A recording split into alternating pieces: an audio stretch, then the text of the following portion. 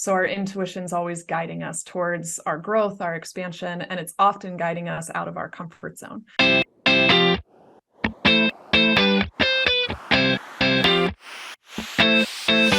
Hello and welcome to Center for Victory's podcast of Your Best Day Yet. Here at Center for Victory, we're here to help unlock, reinforce, and enrich relationships through personal and professional development. I'm Eric Guy, Chief Victory Officer at the Center for Victory.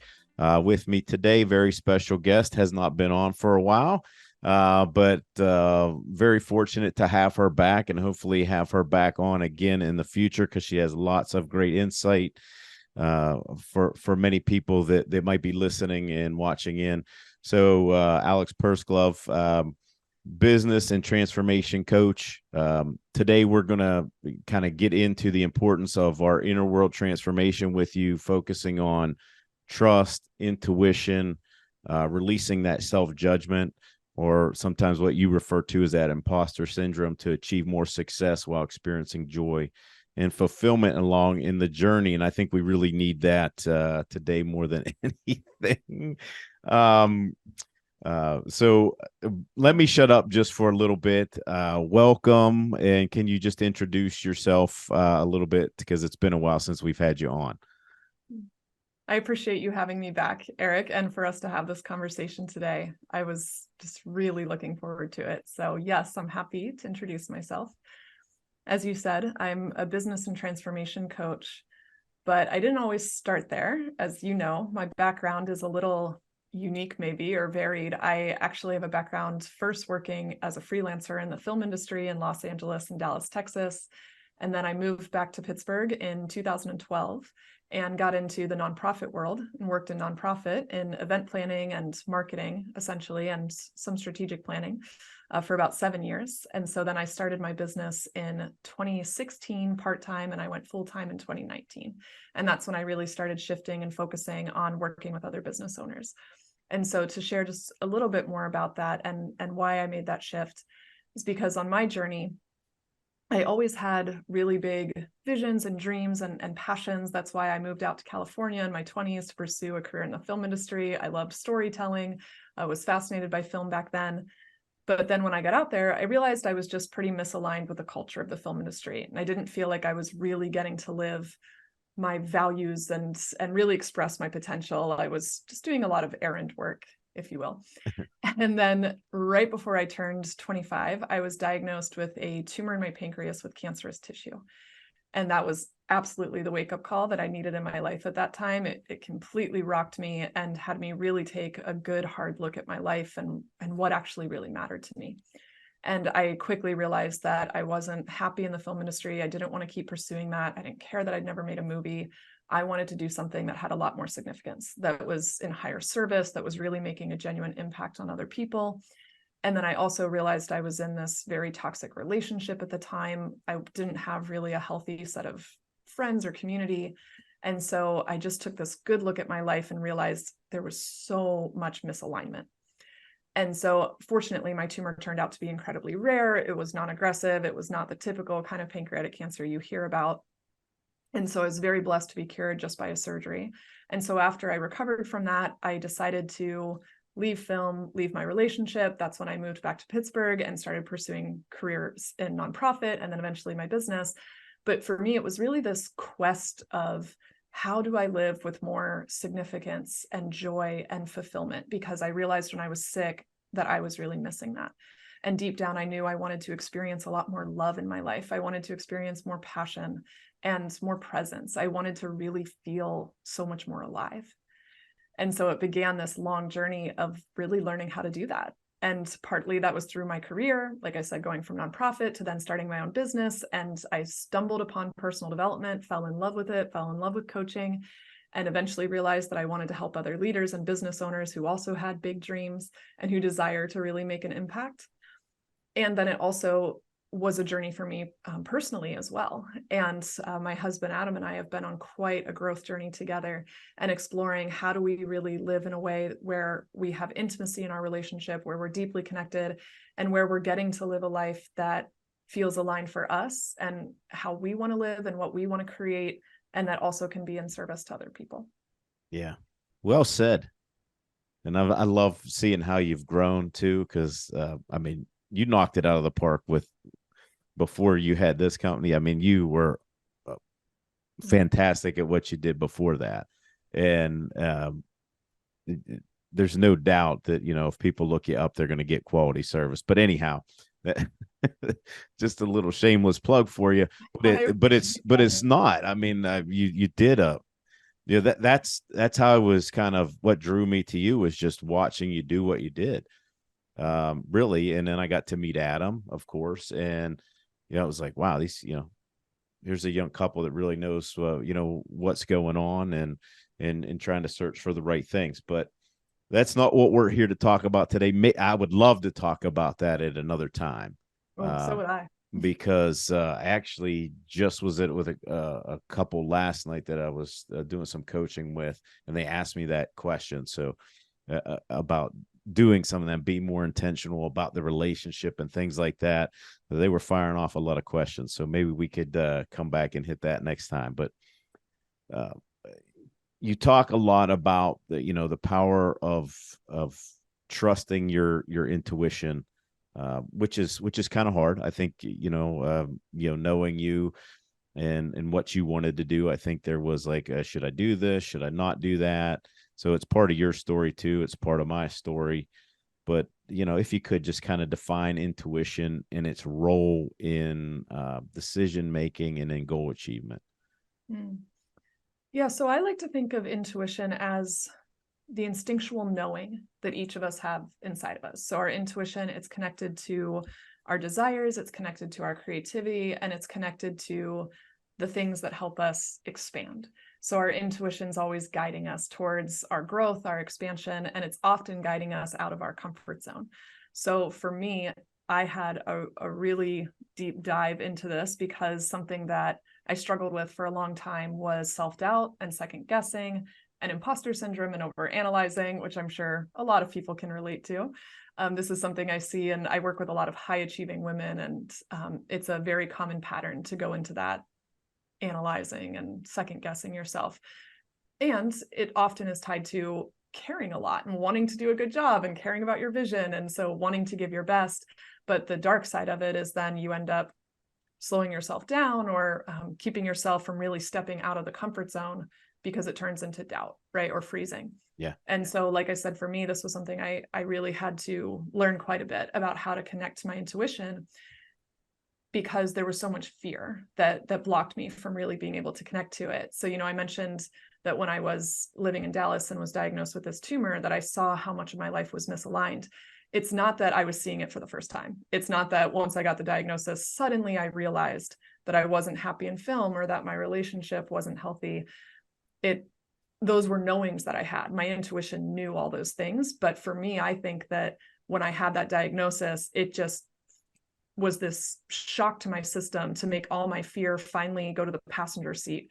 So I could say, okay, you know what? I do want to honor my intuition right now. I want to get out of my comfort zone. And I want to completely start my life over and make these changes because I was confronted with such a scary thing. So hopefully that all makes sense. Yeah. Now, so going back to what you just said, a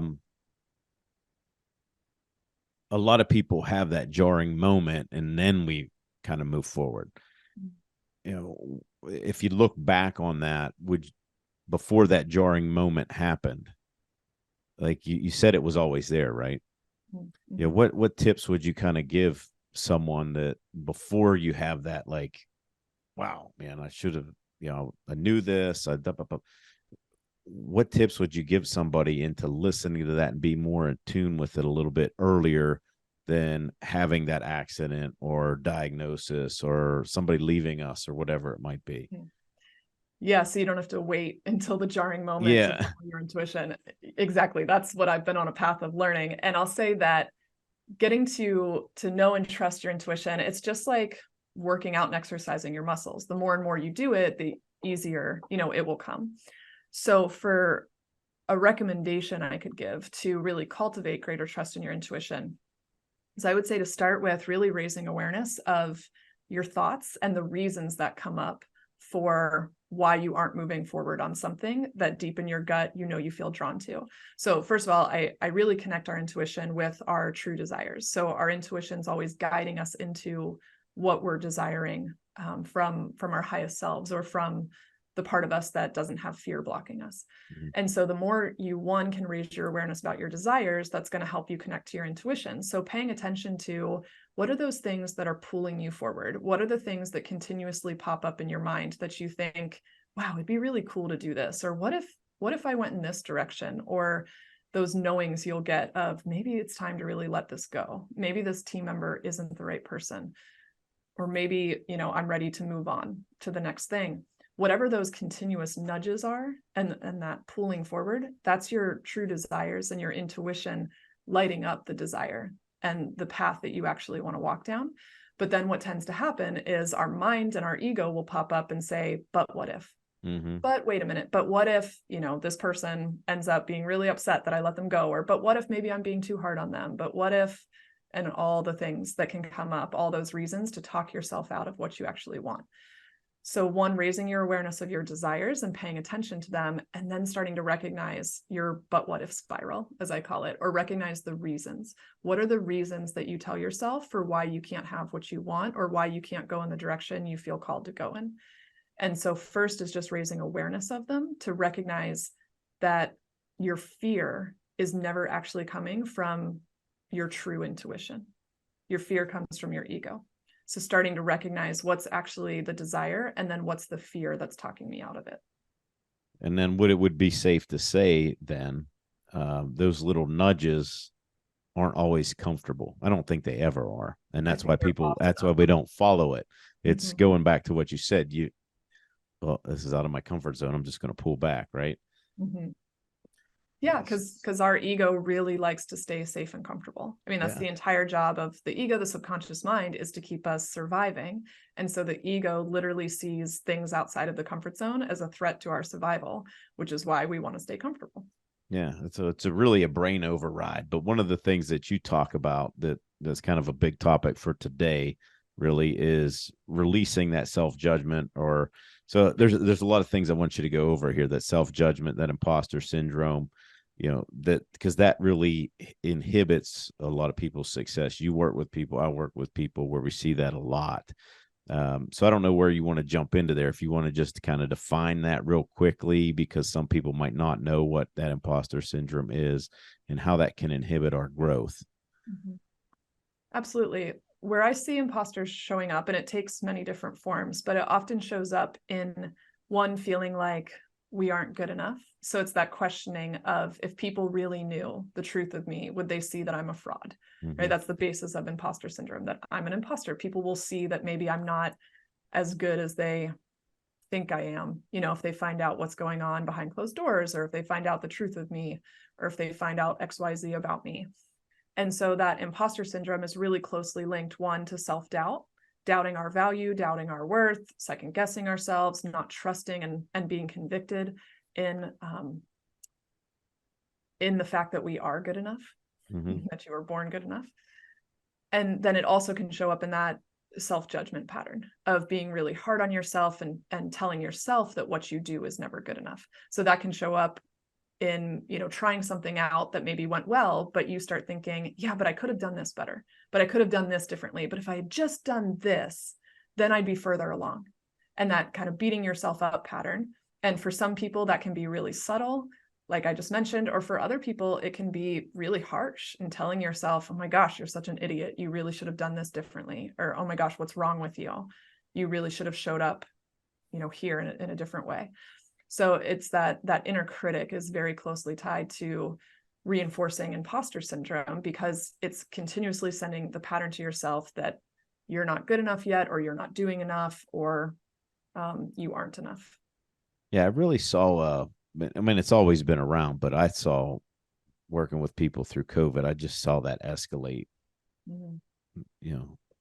All the time. I felt like I was having that discussion with people all the time because of all the unknowns that were out there, and everything that was negative was coming into people, and I think it just builds and builds and builds and builds. So with that in mind, do you have any kind of tips or things that would help people who are watching, listeners, kind of overcome those things?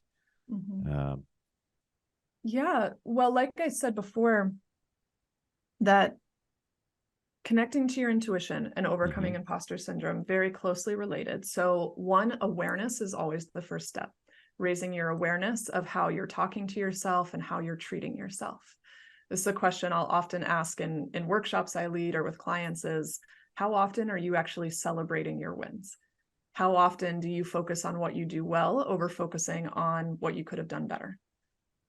How often are you responding to yourself with harshness or negativity or criticism when you make a mistake? So first, really raising that awareness of how you treat yourself and how you respond to yourself and those reasons you have, right, for why you might not be moving forward. And so when you look at the reasons, that's where you can really start exploring what's actually going on underneath the surface.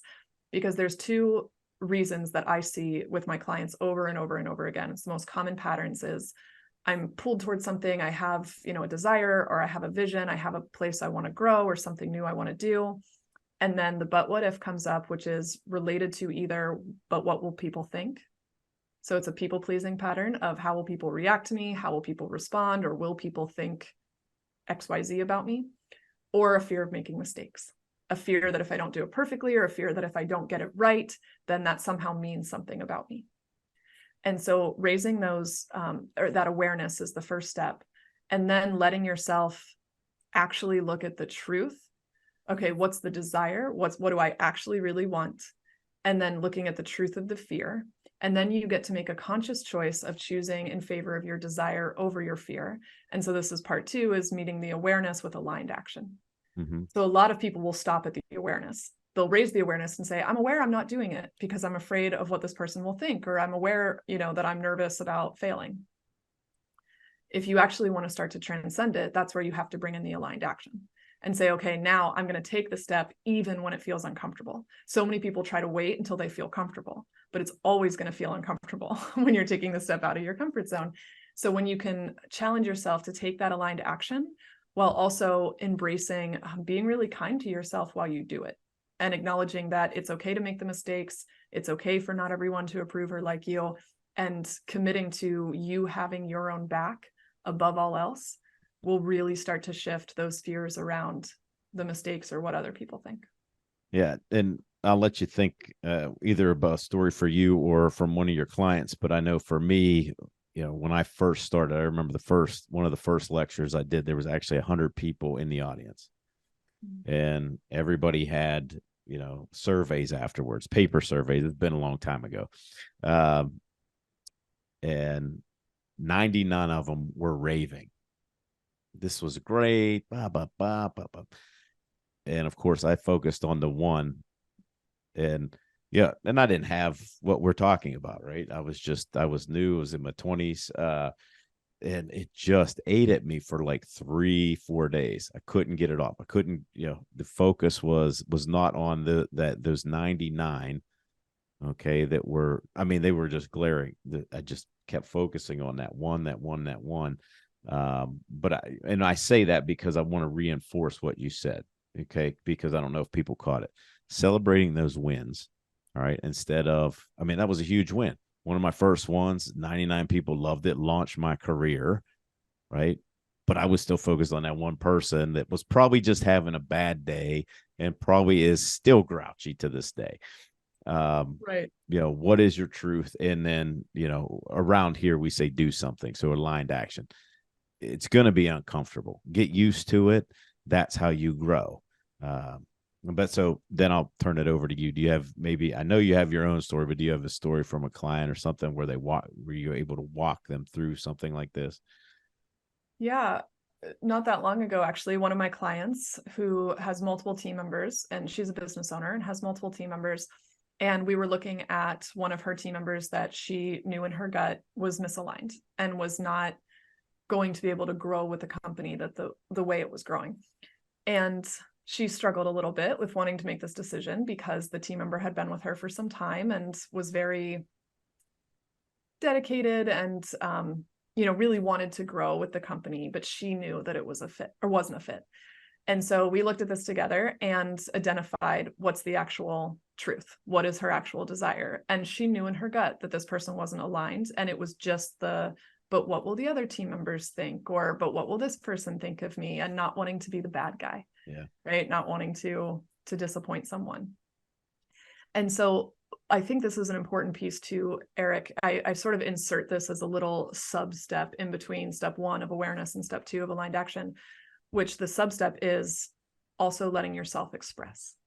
So this is something that actually had a really significant impact on me. And now in the clients I work with is that sometimes we go into forcing mode of trying to take the aligned action, which yes, you do need to take the aligned action even when it's uncomfortable, but then we beat ourselves up for how we feel about it.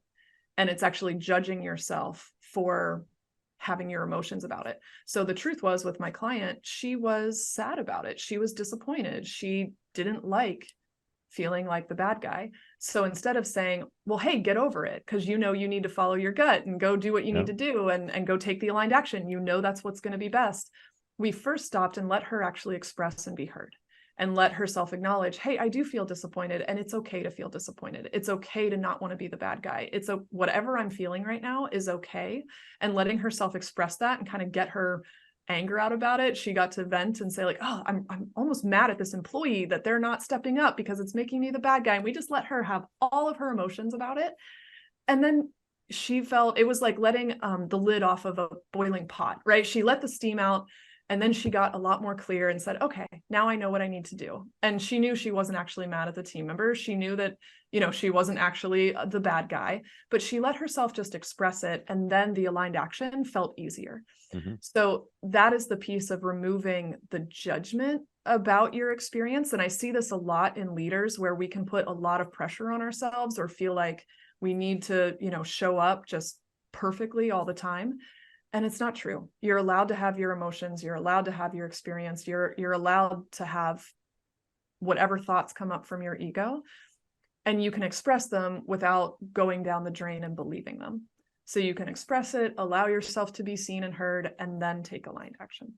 And so with my client, when she did that, after it was done, of course, it's never fun to let go of a team member. But after she was done, she felt so aligned and was so grateful that she had made that decision. And I remember she said to me, the me from 6 months ago would have put up with that for another year because I was in so much people pleasing. And she felt so good that she made the decision that she knew was right for her and her team and her business. And so she was able to celebrate it that day. Wonderful. Well, that's a good story too. So with that, I mean, we always talk about balancing that success too. Okay. So we're talking about really getting over some of these things, the self-judgment, the imposter syndrome. But then there's how do we balance that? Because then, we can get caught up in being too busy because that, obviously that feeds the ego too. But could you kind of discuss that common misconception that success comes at the expense of happiness and fulfillment? Because this is something that you've already said, we've had discussions on. We want to be successful. We want to make a difference. We want to make an impact, but not at the expense of ourselves. Mm-hmm. Right. And, your example was great at the beginning, but how do you get over that? How can you, I mean, I know the answer to this, but can you be successful and be happy and fulfilled at the same time? And how do you do that? I mean, what have you seen? I was going to say, I know you have personal great, experience with this. So yes, you can. And what I would say about this is that, again, first it's raising awareness and recognizing the pattern. One of the biggest myths that I think our society perpetuates in the success space is once I just finally reach this next level, once I just get this result, once I'm making more money, or once I have more team members, or once I publish the book, once I have the podcast, then I can relax more. Then I can enjoy myself more. Then I can feel better. This is tied in heavily to money too. I see this often, right? With money. Just once I'm making this amount of money, then I'll feel safe and secure. Then I won't have to worry about money. Yep.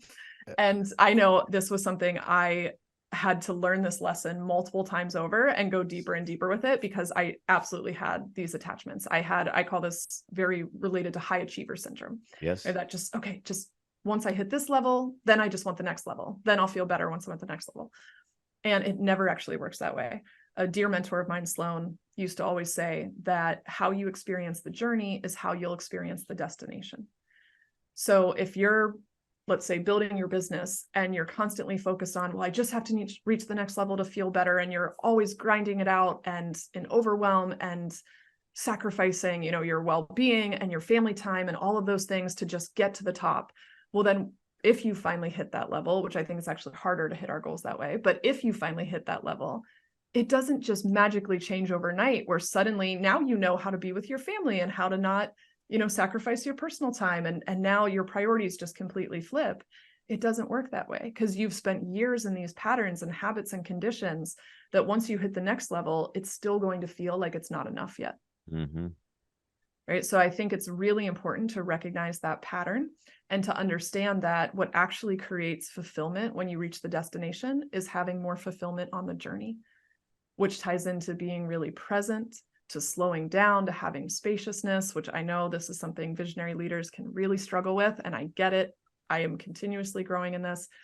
And I know for me and the clients I work with that we always are more aligned. There's more productivity. There's actually more productivity, and greater results come and more fulfillment comes when you slow down and prioritize taking care of you, making sure you have spaciousness to take care of yourself and your well-being, to be the visionary, to actually have the bigger picture perspective and take that time to focus on, your vision or your business that way. And then to prioritize your family time, your connections, and really being present in the moment. The only moment that ever is actually existing is right now. Mm-hmm. So when we're worrying about the future or when we're regretting the past, we're not living in the now, and you can't feel alive when you're not living in the now. Yeah, good stuff. And part of that issue that you brought up with the more, I think is when you go out and you're having the success, one of the detriments there is you're around other people who are like that, and it gets kind of stuck in your head too. So it's a little bit, and I love the formula you gave to kind of get through that, get over it. But I don't think a lot of people are as aware that that's going on for them. And it can become chronic, and can become overwhelming to people. So, I appreciate that. And that awareness thing is big with that, because some people just get in that rut, and it's more, and it's more everything. Sometimes I'm sure you've seen that. Yes. And I get it. It's, this isn't black and white, right? There's a lot of gray here. It's so easy to focus on more when you're a creator, when you're a visionary, when you're ambitious, when you're a leader. There's always things that you want to create. But what I tell people is the formula for experiencing a lot more joy on the journey while creating more success and abundance around you is you feeling good about who you are and where you are now, and being excited to create more. And there's a difference between being really excited to create more and looking forward to what you're creating and enjoying the journey of creating and building, versus I have to get to this next level so that I can feel better. Two totally different ways of approaching that, right? Yeah, absolutely. So one last segment here. I know we're going on quite a bit here, and maybe we can come back to this. I would love to continue just to kind of get into this subject more, because we kind of started it out with that. But deepening intimacy through trust. So can you explain the connection there between trust, vulnerability, and intimacy in relationships, and why that's so important? Because I believe it's important. I want listeners to hear from you too. Yeah. Oh, you're right. We will have to do another episode about this, because this could be hours of conversation. Yes. It's so juicy. But let me say this first, Eric, as you brought in trust, which I love talking about trust, and trust is really the foundational key and piece of even what we were just talking about, that creating more joy on the journey.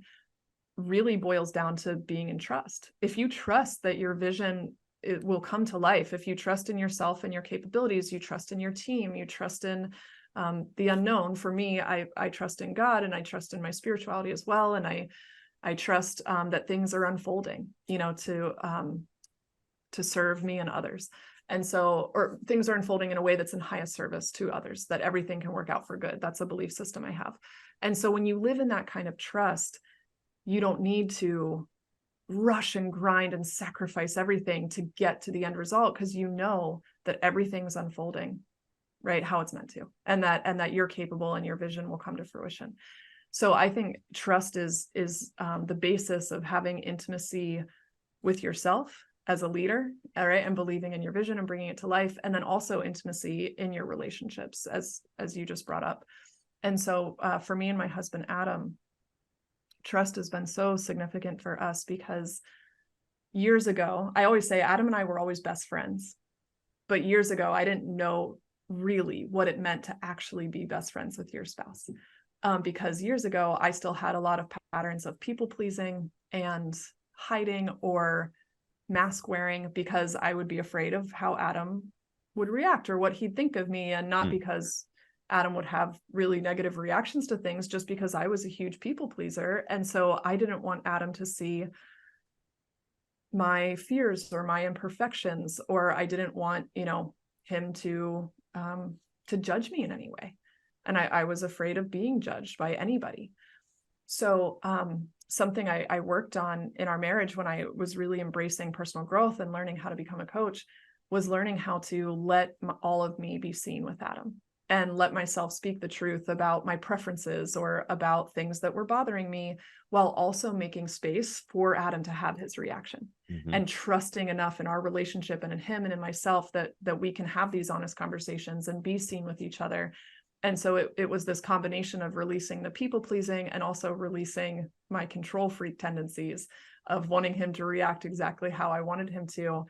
So this could be something as simple as, when he would be maybe training jujitsu and going to jujitsu class a lot at night, and I'd prefer that a couple nights a week, maybe we go out to dinner instead. In the past, I would just bite my tongue or maybe say something passive aggressively like, geez, you're doing a lot of jujitsu. And that's how I'd let him know how I was feeling.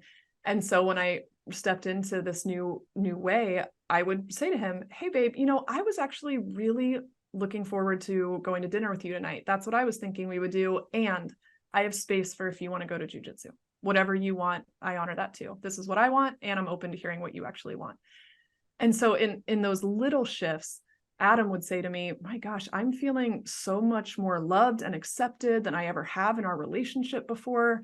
And I get to see you and know more of you. And so we started making these little shifts early on that had this significant impact, all the way to then looking at, deeper patterns and things that we had going on that have just transformed the intimacy in our marriage, because we get to really see all of each other now. Well, we could really unpack this. I wrote Yeah, down, I know. I'm trying to keep it high level. Yeah. But let's do that. We'll do that. I'll get it on the calendar as soon as we're done.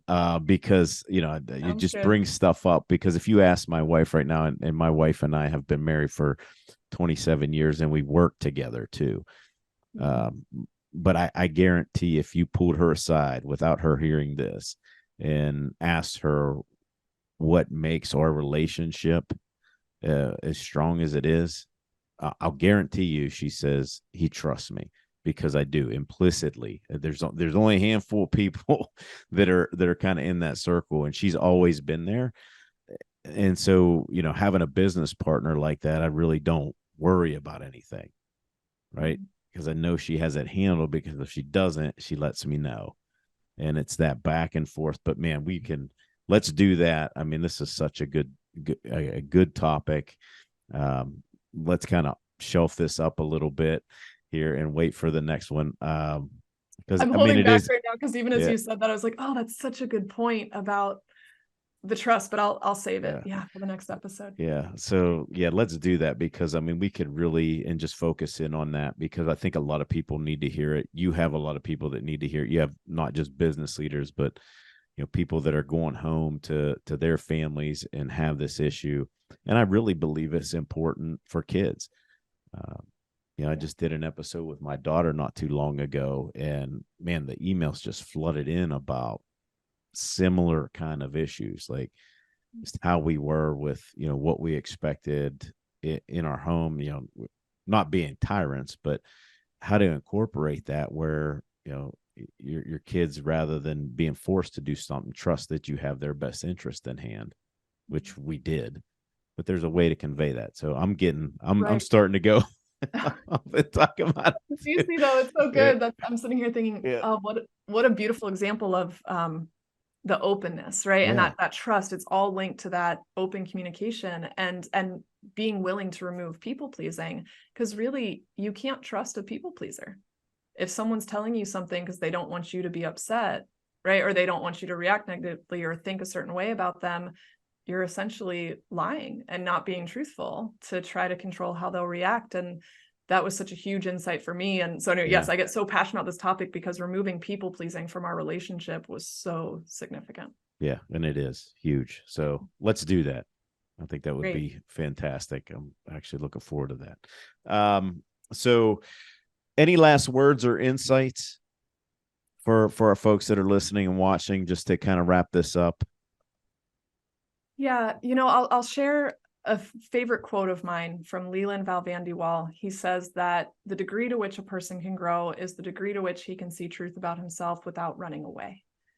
And so I bring that quote in because I think a big part of what we've talked about today is really raising your awareness and being willing to look at your desires and your intuition and where it's guiding you, and then also your fear patterns or the fears of making mistakes, what people will think. And so the more and more you're willing to see that truth about yourself, the more you're willing to look at, hey, where am I blocking myself from what I really want? Or where am I letting the fear of mistakes slow me down? Where am I letting the fear of what people think make me people please or not be honest?